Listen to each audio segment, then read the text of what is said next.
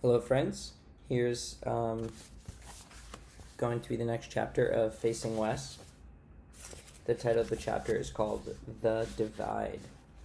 Jake's down! Excuse me, Jake's down, Mama screamed. The wagon jerked as the ox dropped to his knees. Becky fell off the trail gate. Tinware crashed to the floor inside the wagon. A bucket fell and rolled back in the middle of down the mountainside. Dang, Pa swore. He threw his whip to the ground and ran to the fallen ox. I want you to pay attention to the historically accurate language used in this chapter. Like, dang, when they get upset at something. Or they include that oxen were pulling the wagon.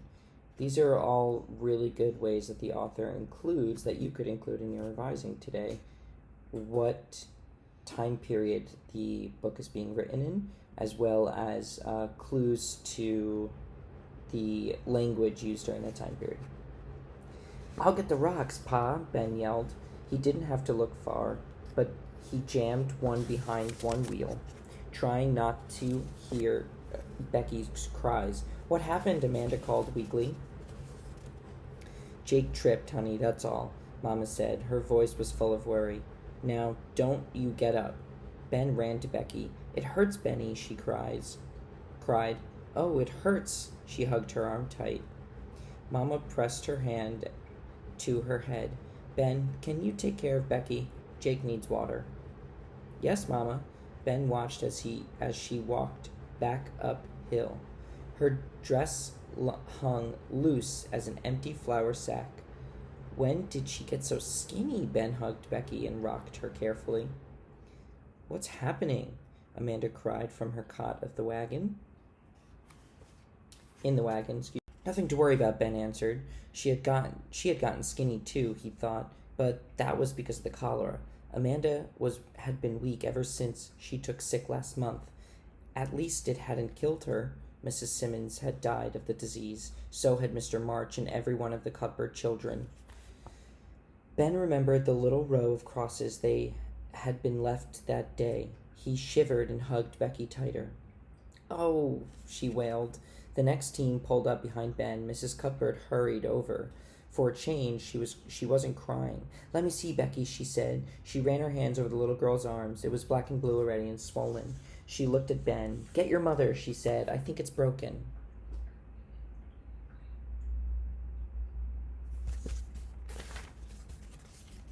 Ben walked uphill to the head of the team. Jake lay as he had fallen. The big white ox's front legs were folded beneath him, and the head was lying on the ground.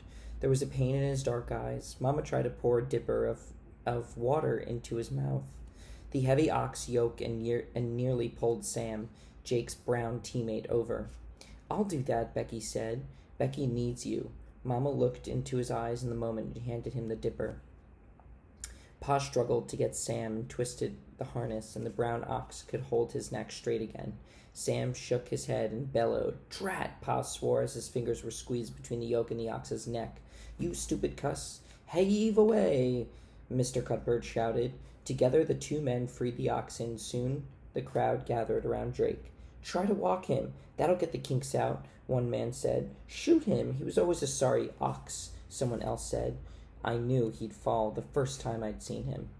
We'll just leave you folks here and catch up when you can. No, Pete's voice called out. Wagon trains stay together. We'll hold noon break right here, and the captain of the train said. Then we'll decide what to do. Pa stood together with the captain. The other men left. Mama put Becky's arm in a sling, and she pulled out jerky and cold biscuits left from the breakfast to the noon meal.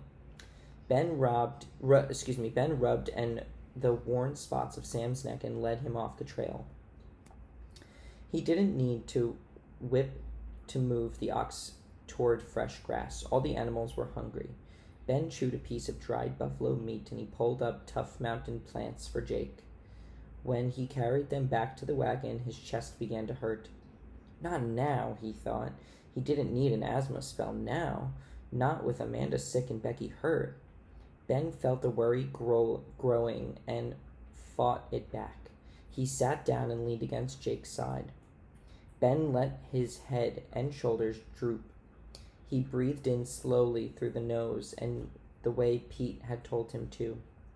When he breathed out, he held his lips like he was going to whistle.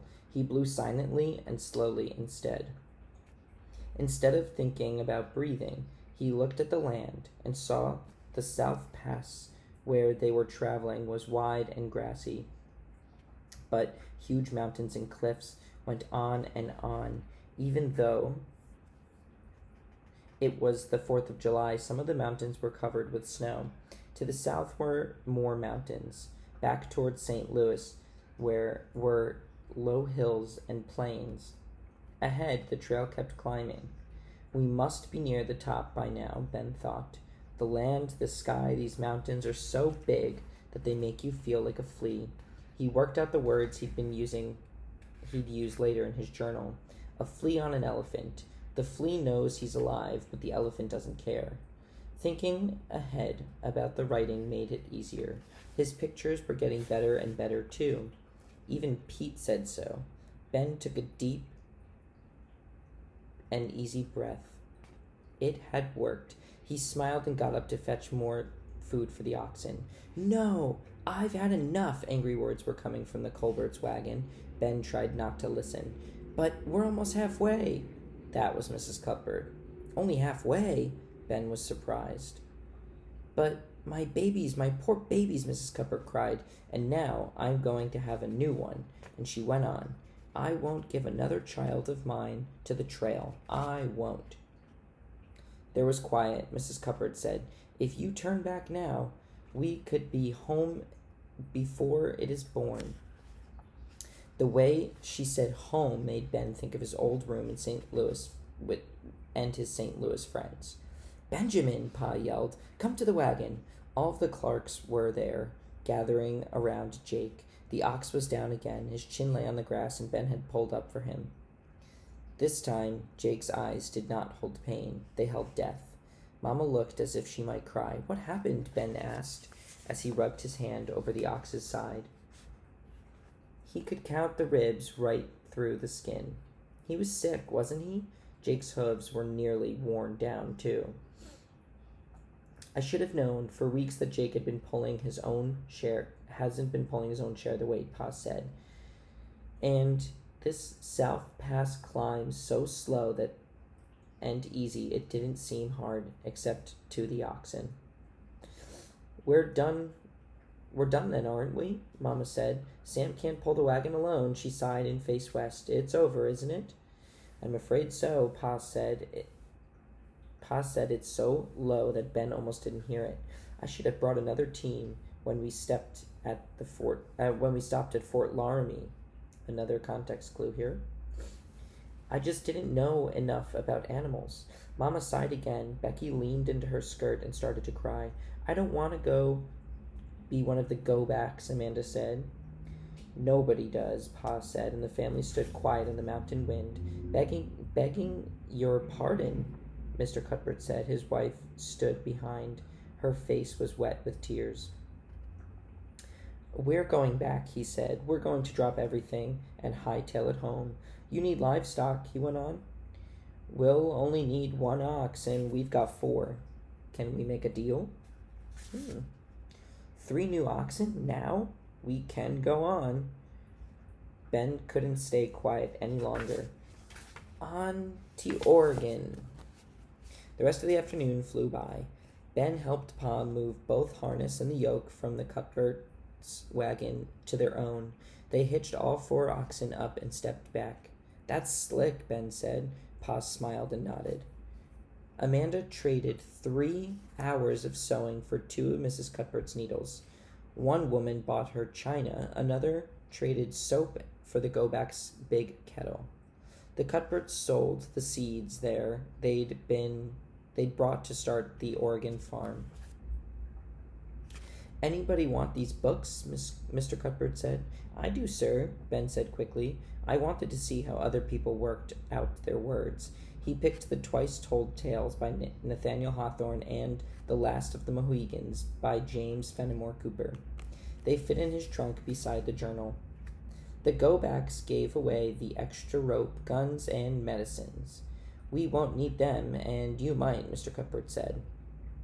When they turned their wagon around, nothing was left on the trail but their iron stove. Wait! Zach's grandmother hurried from to hand Mrs. Cuthbert a card. Would you mail this to my sister? I should write to Uncle Jeb, Mama said. Amy would like to know the baby came healthy. Is there anybody here that can write? I can't, and I want to tell Mrs. Betsy I'll marry her for sure. Oh, my Betsy, sorry. It doesn't make sense to say Mrs. Betsy. Ben can write letters for you, Pete said. Now let's get this done, and we can go get the divide by nightfall. Hi-yup! Pa finally cracked his whip. 4 oxen tried to fall into step.